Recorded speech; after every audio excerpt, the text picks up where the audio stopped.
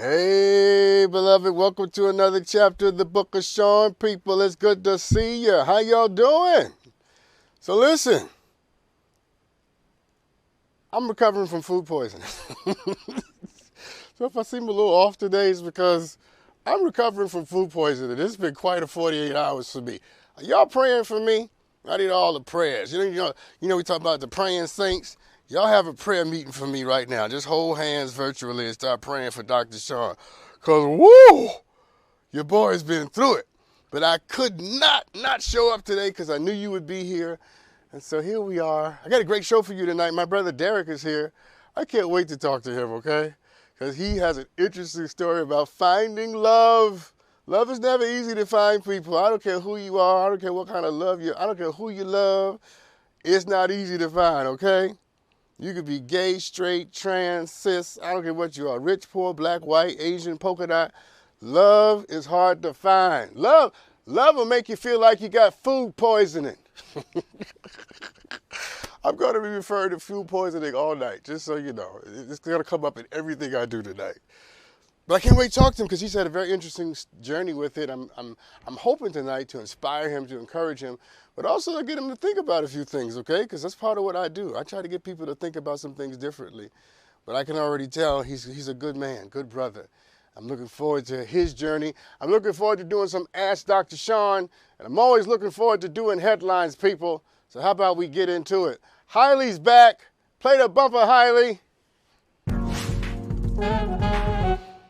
Yes, all the sick people came back, and then I got sick, you know. Steve-O's back, he was sick. Nicole's back, Hiley's back, and then it made me sick. I don't have what they had, though, okay? All right, anyway, let's talk about Clarence Thomas, and I'll try not to get angry, and I'll try not to cuss. You already heard that the Supreme Court has overturned Roe versus Wade. That's been all over the news, but Clarence Thomas filed a concurring decision with the ruling decision on that. And in that concurring decision, he signaled that he would like the Supreme Court one day to overrule contraception and gay marriage. Well, thank you, Clarence. You know, thank you, Clarence Thomas. When you filled the seat of Thurgood Marshall, that's what we were expecting, for you to do stupid stuff like this. And in his concurring decision, Clarence Thomas, he's inviting lawyers all over the country to find a case that they can ultimately bring to the court that will ultimately overturn contraception and gay marriage. You can't make this stuff up.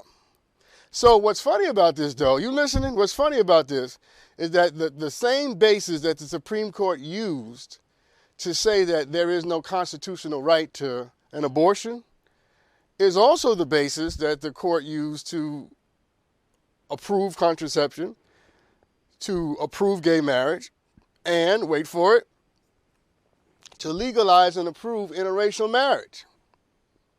Did you hear what I just said? Except that in Clarence Thomas's concurring decision, he didn't mention interracial marriage. You got any guess why he didn't mention interracial marriage? He ain't got no problem with the court overturning abortion. Get rid of that. He ain't got no problem with the court overturning contraception. Get rid of that. Oh, gay marriage? Boo. Boo, get rid of that. But the same legal basis that the court approved all those other things he's against, it's the same legal basis the court approved interracial marriage, except Clarence don't want to touch that because, wait for it, Clarence Thomas is in an interracial marriage. Yeah, Clarence likes white women. I ain't got no problem with it. I'm just saying, Clarence, be consistent. If you're going to use a legal basis to get rid of those other things, why don't you want to use a legal basis to get rid of interracial marriage, except that interracial marriage benefits you? And of course we can't do things that, that hurt what we benefit from. Can I just say it the way I feel it? If you feel what I feel, just shake your head like this. Clarence Thomas is a disgrace. He is a first-class steppin' fetch-it. Huh? I said it.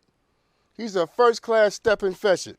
And the only thing worse than a white racist is a black person acting on behalf of a white racist. And that's what Clarence Thomas is. He's a disgrace to 300 years of black people's fight for equality and freedom.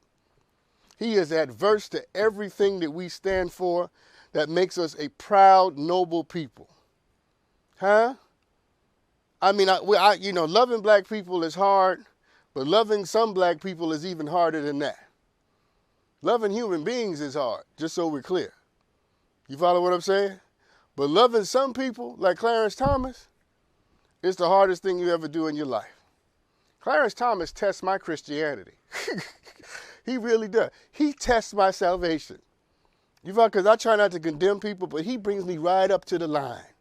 And then I need grace and mercy to snatch me back. You know what I'm saying? Come on, talk to me if you know what I'm saying. Anyway, here's what I know for sure. History will not be kind to Clarence Thomas. And just so you know, from now on, neither will I. So anytime I mention him, you already know what's going to happen. He want to get rid of gay marriage, but he don't want to touch interracial marriage. You old lying hypocrite. Let me move on before Derek, pray for my salvation, brother. Pray for me, man. Pray for me, Derek. Pray for me. All right, let's talk about Grubhub. So over the weekend, a 20-year-old woman used Grubhub to contact the police after she was allegedly held hostage in the Bronx. Here's the interesting thing. The unidentified woman agreed to meet up with a man she had previously been chatting with on a dating app. And she was allegedly assaulted by him and raped by the man. Now, before I move on, I just want to stop here and say this. Y'all be careful with these dating apps, okay? Because this woman got into this kind of trouble after she was talking to somebody on a dating app. And I just want to say, y'all be careful with these dating apps, okay? Because you don't know who you're talking to. You could be talking to a serial killer, Satan's nephew. You follow what I'm saying? Y'all be careful with meeting up with these people on these dating apps. But let me keep going. According to the complaint, the man took the woman's phone, but she was able to retrieve her phone from the man after she asked the man if she could order some food. Well, then, there you go. You hold a woman hostage. You allegedly hold a woman hostage. You allegedly rape a woman, but you want her to eat. Oh, my God. Did y'all hear what I just said? He allegedly held a woman hostage. He allegedly raped a woman, but he wanted her to have some food. Because you know what I'm saying. We can't have you starving. So she got the phone, and she ordered some Grubhub, and she wrote in the comments section, "Please call the police, but don't make it obvious." And when the man went to open the door, thinking it was going to be the Grubhub person, the police were there. And thankfully, they saved the woman from her attacker that she met on a dating app. Y'all be careful on the dating apps. And it just goes to show you, here's why I wanted to do this story. It just goes to show you that life will use anything to save you. Come on, say amen to that. Life will use Grubhub to save you. Because there's always life after death when there's more for you to do. And I'm a firm believer, man, that life will find a way. And that's why I'm always telling you to fight for your life, beloved. Fight for your life. Do not go down without a fight. Don't let nobody take you out without you getting a few swings in. You know what I'm saying? I mean that metaphorically, but if you have to do it literally, then you follow your conscience. I'm just saying, you're not going to kidnap me and rape me without a fight. Well, there's going to be a fight. Okay? I'm going to live. Sean McMillan wants to live, and I will use anything to make that happen. Grubhub, my shoe, you hear what I'm saying? My sweater, I'm not going down without a fight. We going to have a fight in here because I'm determined to live. And when you're determined to live, everything in the universe lines up with you to fight for your life. This woman didn't survive because of Grubhub. She survived because she wasn't ready to die. Well, I feel like throwing my shoe. That got in my spirit. When you ain't ready to die, you just ain't ready to die. You hear me? And I've been in situations where I had to tell evil, I'm not going out. Today will not be my death day. And that's what this woman did. Shout out to this woman. And shout out to the Grubhub guy or woman who read the comments and called the police. Thank God that there are still good people in the world who care about what happens to other people and not just their tip. You follow what I'm saying? It's an amazing thing. Here's what I want you to know from this story. If you're in trouble and you're dealing with something and you're drowning in it, you are not alone in this. All you got to do is reach out, let somebody know, and good people will come to your aid and to your defense. Today will not be the day that you lose your life. live. Can I quote some scripture to you? You shall not die, but you shall live and behold the beauty of the Lord in the land of the living. I feel churchy today. It's on me, Doc. I'm telling you, it's on me, Doc. I'm sick, but I can fight. I can fight with this gospel, Doc. Don't play with me. Don't y'all. Derek, they playing with me, Derek. I ain't come to play. I can't say it on the air. Anyway, let's talk about Dmitry Maritov. This is a good story because this tests my salvation too. So Russian journalist Dmitry Maritov, who won the Nobel Prize last year, auctioned his medal for over $100 million, with all the money being donated to help Ukrainian children who are now refugees.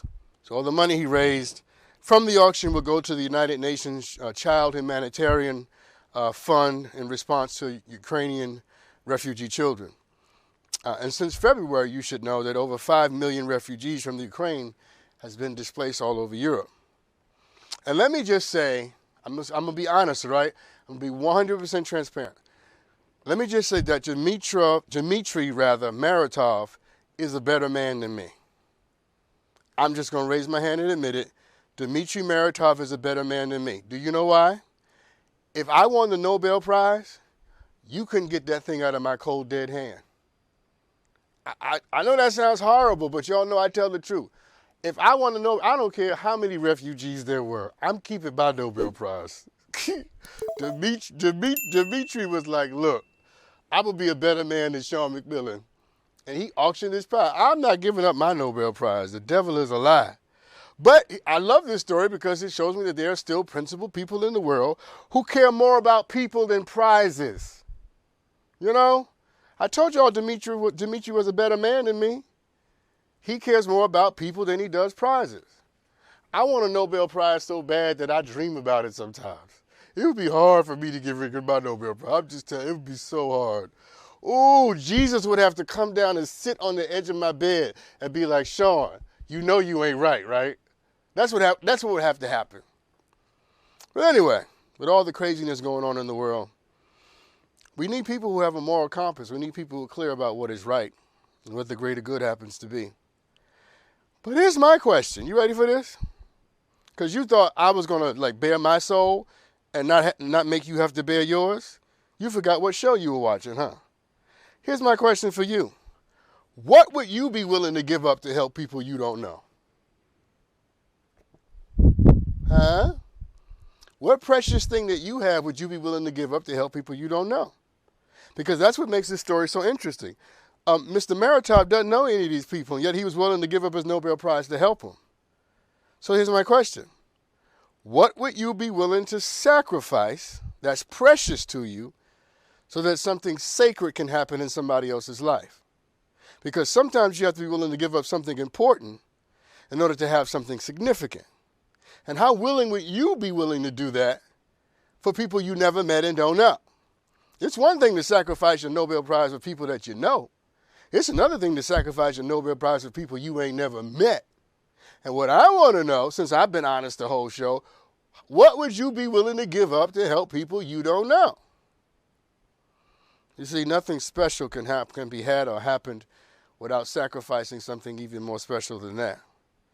And so the next time you see people in trouble or the next time you see people in your family that need help, remember that in order to help them, it's going to take a sacrifice. You see, you can't help people without sacrificing. And before you put your hat in the ring to support somebody, be clear about the level of sacrifice you're willing to make. Because if you're not willing to give something important, nothing significant will ever happen. All right, here's my last one before I talk to my brother Derek. I got to get this one in fast. So in the latest iteration of Alexa from Amazon, they've kind of gone too far. I have an Alexa, and apparently the new Alexa, Alexa can now mimic any voice, including the voice of dead relatives. You hear that? Amazon has sort of made Alexa where Alexa can mimic anybody's voice. So now your grandmother can tell you the weather. So now you talk to Alexa, and now you can hear your grandmother's voice, dead relatives' voices. I think this is going a little too far, okay? Because I think it depends on what you're asking Alexa. Now, if you're asking Alexa what time it is, then fine. You know, you can have your grandmother's voice tell you that. But if you asking Alexa something sexual, looking up something, you know, that ain't, you know what I'm saying? I don't want my grandmother's voice answering that question. You know what I'm saying? I'm not saying I ask Alexa sexual questions. I'm just saying some people do. And in the event that you ask Alexa some questions that are, you know, little seedy and out the box, I don't want my grandfather's voice answering me back. You know, Alexa, what is teabagging? No, I don't want grandma answering that. You know what I'm saying unto you? No. I want a generic white woman's voice for that. Okay? But let me say this before I take this break. I think Amazon should stop worried about giving Alexa people's voices and make Alexa a better product. Because half the questions I ask Alexa, she don't give me the right answers. Half the time when I ask Alexa a question, I wish I had Googled it. So I'm like, Alexa, that ain't what I asked you. Which brings me to the last point here. I spend most of my time telling Alexa to shut up. I don't want to say shut up to my grandmother's voice after she done gave me the wrong answer. You know what I'm saying? So how about we leave the voices of dead relatives out of this and you all make a better product so that I can be happy about the fact that I asked you a question to begin with. That's all I got for headlines tonight. Anyway, we'll be back with my brother Derek and a love scenario that's going to make you sit up in your seat and make your big toe shoot up in your boot. And then we're going to do some Ask Dr. Sean. Get yourself some coffee. Somebody bring me some tea. Food poisoning, people, it's the devil. But I'm fighting for my life. We'll be right back right after this. Welcome back, everybody. You guys know that I am thoroughly preoccupied with love. My favorite subject. I love talking about love. Love is wonderful. Love will also drive you to drinking, and the pursuit of love can be as difficult as the actual experience of love itself. My dear brother Derek is here tonight because he has a very interesting dilemma. One that I want you to hear and one that I want you to learn from. Now, your journey may not be his journey, but we can find wisdom in his. So how about we learn together? Welcome to the show tonight, Derek. What's up, Derek? Hey, Dr. Solomon. Hey, man, thank you for coming on, and thank you for, supporting me through my illness. Oh, yes. I'm so sorry to hear about your food poisoning, man. What you got to let us know what it was at some point on or off camera.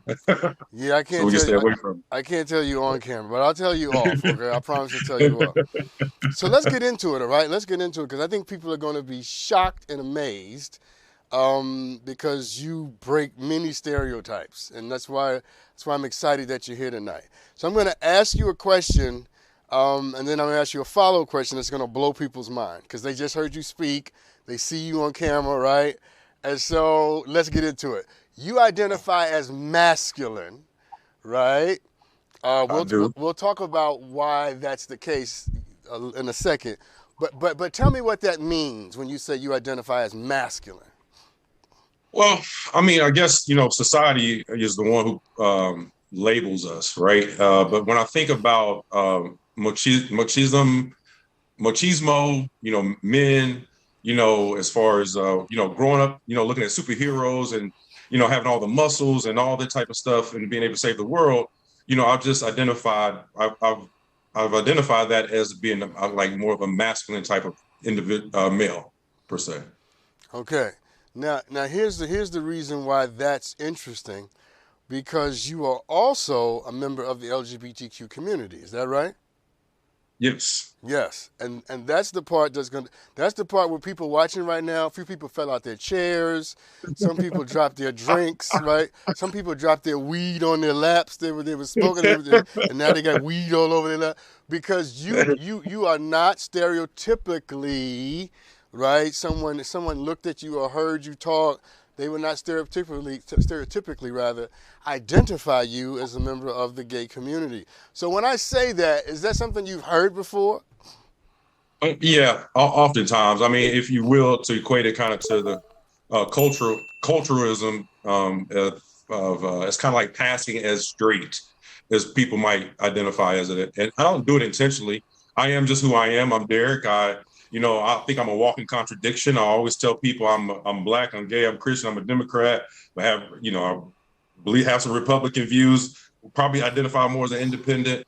I'm just a walking contradiction. So I'm more than what meets the eye. I stand about 6'3", 240 pounds on top of that. So, I do fill up a room when I walk in.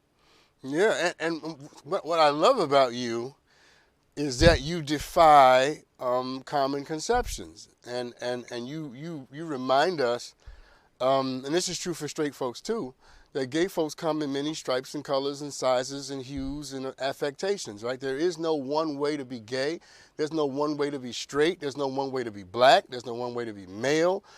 When I say that, I see in your face that it connects with you. Talk to that. Talk to that. What are you feeling right now? I often say I'm too straight to be gay and too gay to be straight. And what I mean by that is I'm just Derek. I have gay friends, straight friends. I don't grow up with creating spaces in my life that doesn't allow me to interact or engage with people. And so my mother, even at an early age, and my parents never made me identify as boy or girl or anything. I had friends that were boys that I played with, and we played with GI Joes. I had friends that were girls that played with My Little Ponies. If I asked for GI Joe, I got a GI Joe. If I asked for a My Little Pony, I got a My Little Pony. And you know what? I think about it now. People are going to ridicule me after this, but it doesn't matter anymore because I'm very confident who I am. But even my family, my brothers, I don't remember. They either must have protected me from the world, but I never had gotten judged in that space, and so I'll carry that on into everything that I do today. Is I'm not gay. I mean, I'm not a label. I'm just Derek. What you perceive is what you see is what you get. I hear in your voice how much it means to you when you think about the protection that they gave to you. Talk about that, because I heard it in your voice. I heard the emotion. Let that out. Talk to me about that, because people need to see that. Yeah, I have two brothers that are 4 or 5 years older than me, and you talk about Black male love and brotherly love. I mean, if there was a book on it, I couldn't. I mean, I don't. I think we would surprise the book on how much we grew up together and loved each other and protect each other no matter what. And they are today my mentors, my heroes. I'm their. I have 10 nieces and nephews as a result of them. So I act as their acting father, but we act as one unit. And it was tough being the youngest of 3 boys, having to come out and saying I was who I am. But I also know that I introduced them to a world to understand that there's no television makes us see gay people in certain ways sometimes. And there's no representation of somebody who's confident like myself, who's just, who I am and living my life. And so I remember when one of my brothers finally came around, and we went out to Vegas, and we had a brothers trip, and we went, we did the whole Vegas thing, just chilled, just rocked out, right? And then, women would still come up to me and try to hug up on me, and I don't push them off, you just kind of engage. I just not engage. And so my brother, after they come up with a resolve, he sat back and we were drinking a little bit. He says, I hope I can say this, you're the coolest faggot I know, right? Very derogatory term, should not be used, right? That's not, but I say that in the sense of the sensitivity of how heavy this situation can be, and straight people not really knowing how to identify with that, but being able to be there to intercept that perception of how we engage.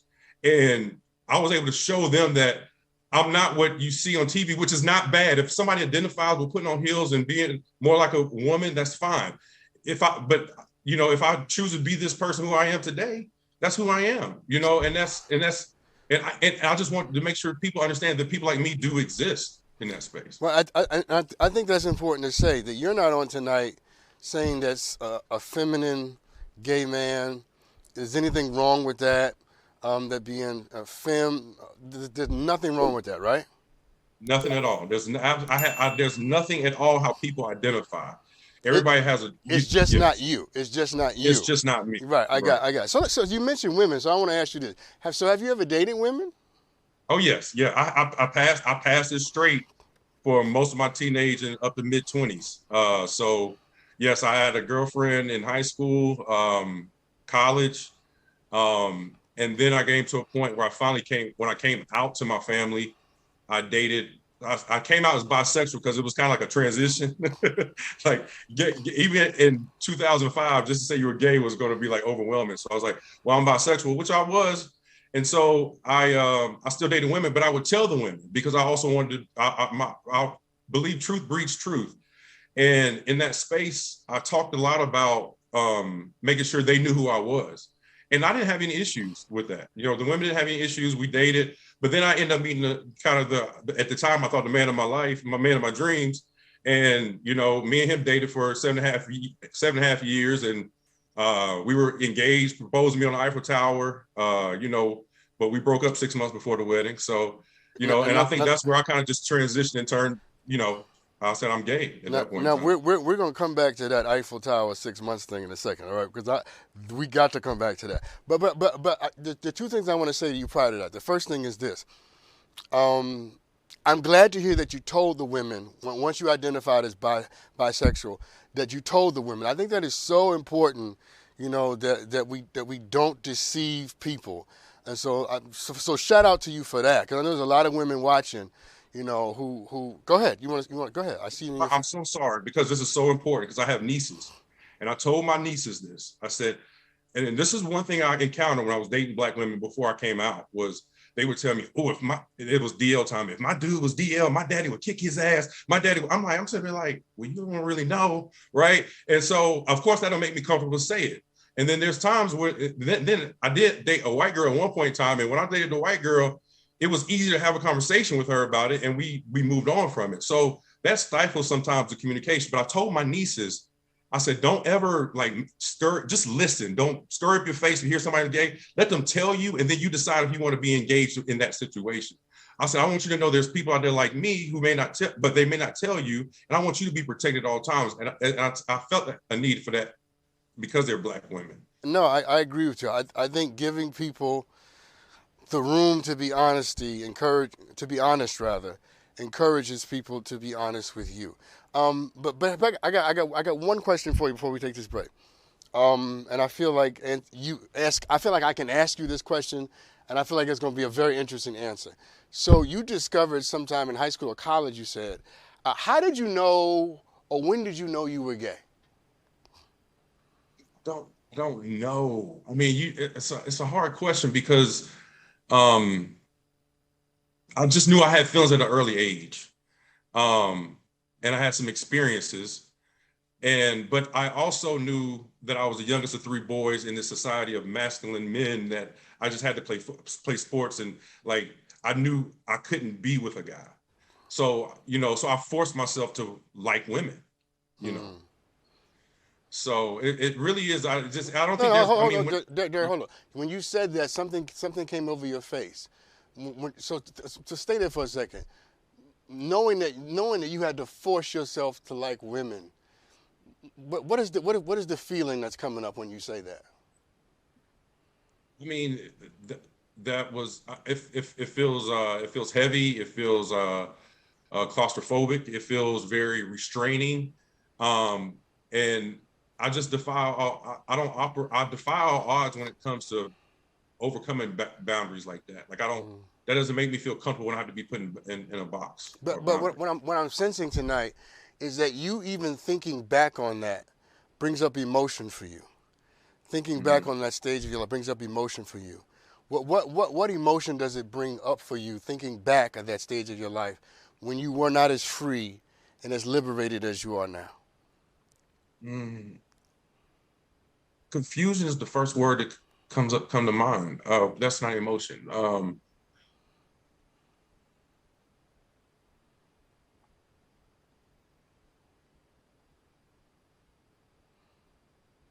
I guess mad. Mad. Yeah, mad.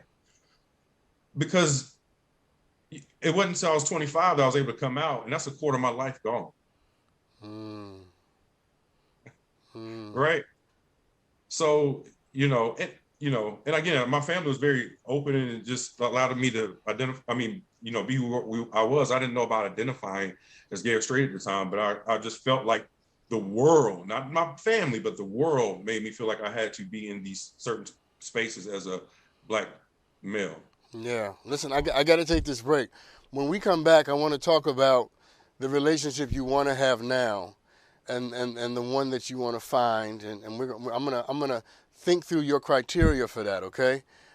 Because I think you deserve love, but I want to make sure you're choosing based upon some realistic and healthy criteria, okay? As I work with Derek on this, I'm also working with you because love is love, right? And we're all choosing based upon criteria. Some of it makes sense, and some of it don't. We'll figure out which one we're dealing with tonight right after this. We'll be right talking to my brother Derek. So Derek, let's get into this, okay? So you're looking for a partner. You're looking for someone to love, someone to be there for you, to hold your hand, someone you can give some of them flowers to. I see behind you. All right. So tell me, this is an interesting question. Tell me why you want to be in a relationship.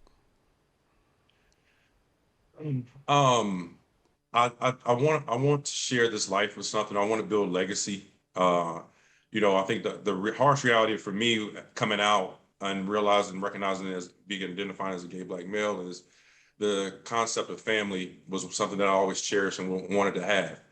And so that won't come naturally for me because of how I identify. However, I'm looking to, partner with a partnership so that I can grow together with them and we can build a legacy together, with a child. Um, yeah, and I just have so much love to share that, I just really want to, share my experiences. I need something at night, or during the day or whatever, through the work weekends and all the things that I do. I just want somebody that I can, be upfront, honest with, and trust and just share my space with. I love it. So what kind of person are you looking for? I want somebody that knows how to take control, but knows how to allow somebody to take control. I want somebody that understands the balance between, again, I call it alpha energy. I'm just Derek. So, however, whatever goes down in the bedroom or should not, dictate how people engage in their relationship life, right? Like, so, being submissive or dominant, like, got to know when to flex. I think that was one of the most successful parts of my past relationship was that we knew how to flex, and there was no fighting for attention in certain areas. We knew how to balance each other out. I think that's just what I'm looking for as well too in this situation. Is just somebody that's willing to take control, but know how to allow me to take control when it's time to take control. Okay, so I'm going to decode that for everybody watching, because who may not get the code that you're using right now. So what I hear you saying is that you want another masculine person. Did I get that part right? Uh-huh. Okay, but you also want another masculine person who is, let us say, versatile um, in matters of the bedroom. Did I get that right? My nieces are watching, but yes. Yeah, I see. I just said versatile. I didn't go into any detail. I just said versatile. Okay, good, good, good. No, I'm just trying to make sure I got it right. All right. So what are your red flags or deal breakers? People who are inconsistent or don't follow through. I mean, for me, it is whether or not you're going to text or call or say we're going to meet somewhere or say a time. Like like I said, take control of that and be committed to that. And just reneging to me is just the most unattractive thing. And yeah, that's it for me for red flags. Do you have any deal breakers? Some things that he's got to have, got to do, got to think. Um, no, I mean, it just got to be flexible. Just got to be flexible. Okay, you in the flexibility, that's for sure. I've, I've, I'm clear about the fact that Derek likes people who are flexible. Okay, all right. So let me ask you a self-critical question that's more self-critical, right? Okay. And think about this. Why do you think you're single? Um, by by choice. I mean, I feel like one reason why I know why I'm single is that I have put up a barrier over my heart. I lost my mother 7 years ago. 2 years after that, I lost my partner. My partner, I split up after 7.5 years. So my heart's has been very guarded. And so any sign of discourse or going against the grain on anything, I mean, I give everybody 100% trust, but you get 99.9. I'm starting to close back up. 99.98. And so that allows me to pull away. So I think I pull myself away from people, a lot quicker than usual, because I'm scared of being vulnerable again to be able, because I want to protect the heart. But you do know that love requires vulnerability. Yes. So how are you going to negotiate that? Because the only way to be with someone is to be vulnerable, and yet you are definitely, it seems like you are definitely afraid of being hurt again. Mm-hmm. Yeah. No, that's what I'm open to. I mean, in my, most recent dating experiences, I've been very open about, some of the things that I've been challenged with. And those individuals have been open to have those conversations and really talk through that, and really trying to establish, a good conversation, and putting sex aside first, just getting to know each other.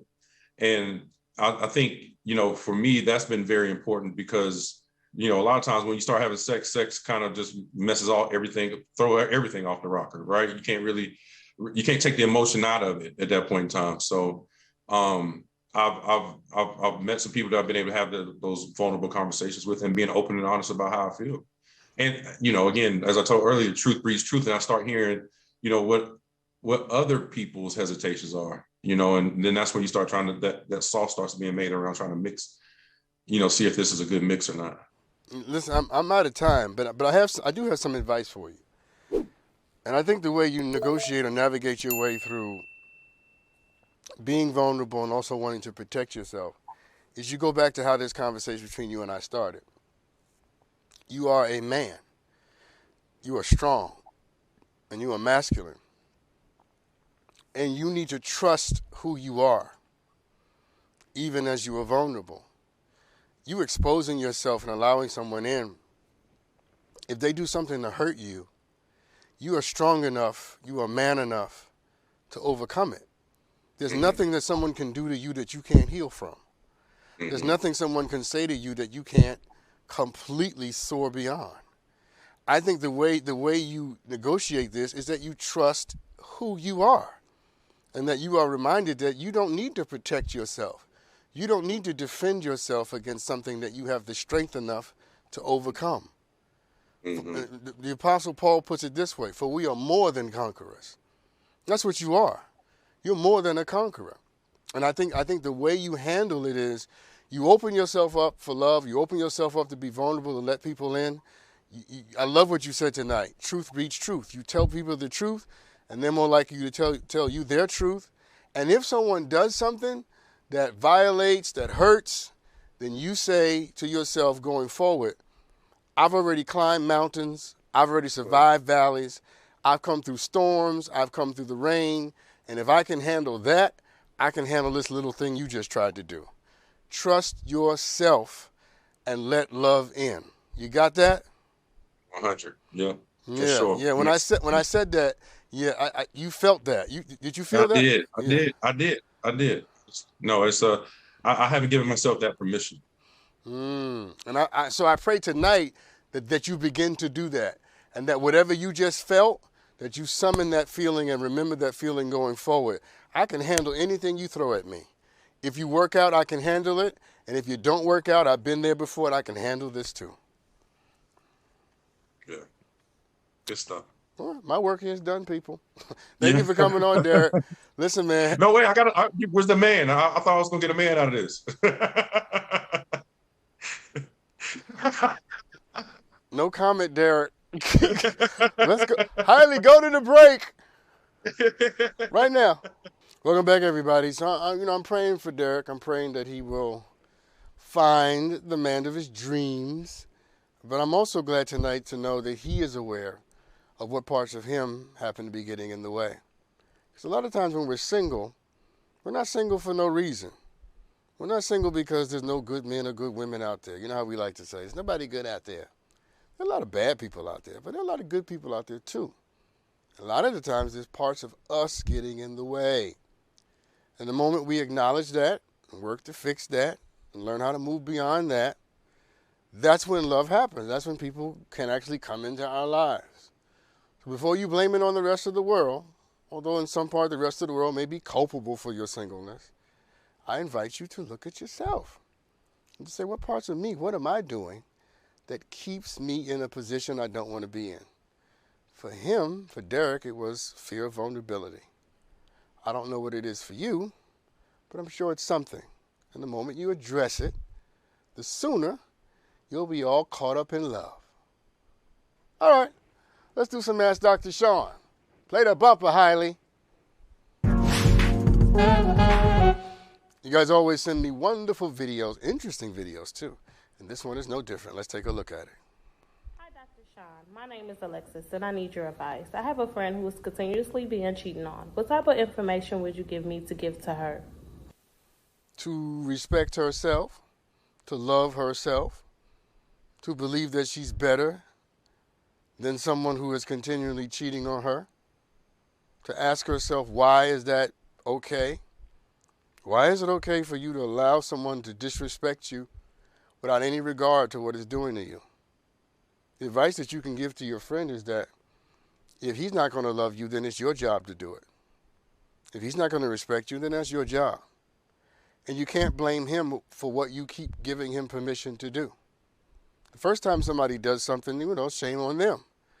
But the 14th time that they do it, it's shame on you. Now, you sitting there taking it. I'm not suggesting that you beat up on her or anything. I'm suggesting that you hit her with the hard, cold truth. And that is, my dear sister, you are not a victim at this point. You are a volunteer. You raising your hand and accepting this behavior. Why are you doing that? What is broken in you? What is wounded in you? What is dead or dying in you? What has the world done to you? Here's the question you ask her. What happened to you? What happened to you that allows this to be okay? Because that's where the problem is. And that's where the situation finds its most incoherence. Because whatever she's allowing him to do happened to her long before he did it. She's living with a deep and a pervasive hurt, a dangerous self-perception that does not empower her to believe that she deserves something better. She doesn't feel like she's worthy to be respected and honored and to be cared for. And that's the real problem. What he's doing is just symptomatic of what's already happening in her. He's cheating on her, but she's already cheating on herself. And you and your friend, you have to help her. Either find some professional help or to really reimagine her life. Or how about this? To tell her real story. That's the gift you can give to her as a friend. Is to empower her, to give her a space to tell her real story. Because I promise you, there's a story behind this. And the story has nothing to do with him. It has everything to do with all the things she had to go through and survive long before he showed up. I wish you well on this, and I'm definitely going to be praying for both of you because, that is just a terrible situation. My heart goes out to her because I just think people deserve to be treated better. And it's so horrible that we run into narcissists, right? This guy's a narcissist. He has no concern or no care for how what he's doing is turning her into and making her feel. That's a narcissist. Yeah. So, hey, you, my sister who sent me the video, you make sure you learn the lesson, okay? Watch out for narcissists and selfish people because they just do whatever they want to do and they could care less about what it's doing to you. All right, I'm running out of time. Let me read this question and I'll answer on the other side. I am a minister at my church. My pastor recently preached about Roe versus Wade and said he agrees with the court decision. He also said that it's unchristian to have an abortion. I had an abortion and I know that it was the right decision for me. And I don't think he has the right to preach this message from the pulpit. Should I tell him that I disagree with him? All right, we'll answer this question on the other side of the break. Don't go anywhere because you can't wait to hear this answer. I'm telling you, it's going to be a good one. We'll be right back. Before I answer this question, let me tell y'all what just happened in here. You know, I'm suffering from food poisoning, recovery, dehydrated. I asked Steve, I said, Steve, would you drive me home? He said, no. This marriage is over. How you not going to drive me home? I would drive you home. Let me get to this question. You see how people are? Narcissists. Anyway, here's the question that we read it again before we took the break. I read it before, but let me go over it again. I'm a minister at my church. My pastor recently preached about Roe versus Wade and said he agrees with the court decision. He also said that it's unchristian to have an abortion. I've had an abortion. I know that it was the right decision for me. I didn't think I didn't think he had the right to preach this message from the pulpit. Should I tell him that I disagree with him? Well, first let me say he does have the right to preach that message from the pulpit. You also have the right not to agree with it. That's just what he believes. I don't know why people turn pastors into Jesus. He's just a pastor. He's just a guy with an opinion. His opinion ain't law. His opinion ain't spiritually binding. There's no ontological import on what he says. There's no eschatological, deduction to be made from what he's preaching. He has the right to say whatever he wants to say. You have the right to disagree with him and to think that he's wrong. Now, here's where he's wrong. It's not unchristian to have an abortion. Abortion ain't in the Bible. Show me one passage in the Bible where the term abortion appears. And just so we're clear, some of y'all may not like what I'm about to say, there's a lot of killing babies in the Bible.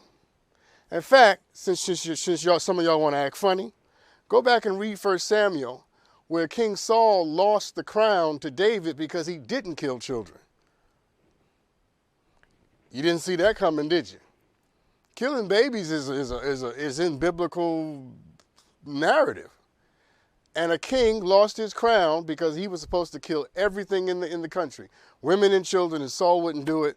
And he lost. So don't tell me killing babies. That's in the Bible. Killing babies is in the Bible. You didn't see that coming, did you? I'm just saying. There's nothing unchristian about having an abortion. And I'm sick of men who don't have a uterus telling women who do what they should do with their uterus. You don't have a uterus, sir. You ain't got no fallopian tubes. You ain't got no eggs. I don't want to go any further than that because this is a daytime show. But you ain't got none of that. You ain't got none of the infrastructure that qualifies you to have an opinion. No, it's unchristian to have an abortion. What are you talking about? I disagree with the pastor on that. Now, here's what you can do. You can ignore him. I think you can say to him that you disagree, but also be prepared for the fact that he's probably going to have a major problem with your disagreement. But I don't think you need to take this further than it needs to go, and that is, you two disagree. Who said that you and the pastor have to agree on everything? You don't have to agree on everything. You two disagree on this. He's against abortion. You're pro-abortion. You've had one. His truth is not your reality, or his opinion is not your faith. So how about both of y'all keep it moving? But he does have the right to say what he wants to say. And you have the right to believe what you want to believe and to ignore everything he's saying. This is what I invite you to do. All right, let's take a look at this video sent in to me by Dom. Let's look at it. Hey, Dr. Sean. My name is Dom. What are some tips in communicating better in my relationship? Dom, you didn't give me enough information to be able to answer that question adequately. But I'll give you some based upon the limited information you gave me. And it goes back to my conversation with Derek tonight. And Derek talked a lot about honesty. And I really believe in honesty. I believe that lying to people is a good recipe to destroy whatever it is you're trying to build with them. Truth is the most basic predicate for having a future with someone. Okay? And learning how to be truthful and not allow people the space to be truthful with you will probably make your relationship have longevity and success beyond anything else. The other thing I would invite you to do is to really learn how to listen to each other and not punish each other for communicating how you really feel. Because the moment you punish somebody from being honest with you and telling you how they feel is the moment they stop telling you. They start dressing it up. They start packaging it in a way that you can accept it and you won't really get what they honestly believe or are saying. Never punish people for being honest with you, and always give people the room they need to communicate and learn how they communicate so that you can hear them and they can feel like they're being heard. Half the time people get in trouble in relationships or they have conflict because the people that they're talking to don't feel like they're being heard. And a part of that means that you have to learn how to listen without trying to respond to what you're hearing. You see, most people, they listen to respond. Just listen to listen. You don't have to respond. You don't have to agree. You don't have to see it the way they see it. Your main job is to make people feel like they've been heard. So be honest. Don't punish people for being honest with you. Communicate with people in a way that they can hear and understand. And learn how to listen, not to respond, but just to listen, so that the person that you're loving can feel like they're being heard. Okay? You do those things, I bet you have a great relationship. Thank you for watching tonight. Thank Derek for being on. Thank you, all of you who are praying for me. Unlike this guy over here, you guys want me to be healthy and well. Y'all be good to each other, all right? And guess what? I love you.